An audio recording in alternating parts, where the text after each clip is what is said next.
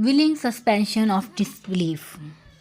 This idea was introduced by the Samuel Taylor Coleridge in his work Biographia Literaria, which came in 1817. It came under the literary criticism and it is based on the concept of imagination and belief in poetry. The phrase willing suspension of disbelief was coined by Samuel Taylor Coleridge to explain how readers enjoy imaginative or supernatural poetry even when they know that the events described are not real.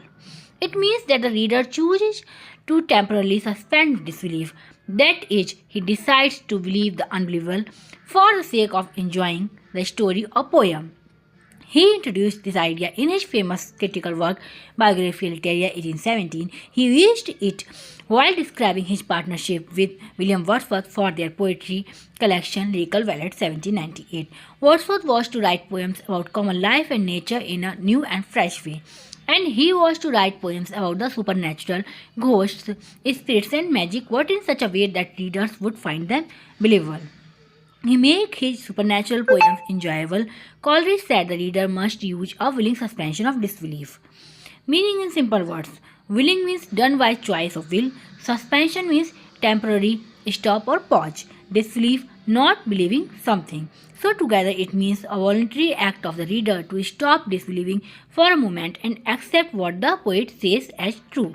Imagine reading the Rime of the Ancient Mariner by Coleridge. A sailor kills an albatross, faces curses, sees spirits, and hears ghostly voices. You know these things cannot happen in real life, but while reading the poem, you accept them as if they are real because the poem is written beautifully and the emotions and moral message feel true. This acceptance is willing suspension of disbelief. The purpose of this concept is to help readers enjoy imaginative or supernatural literature, feel the emotions as if they were real, and experience wonder and truth through imagination. Coleridge said that a writer must present the supernatural in a believable way.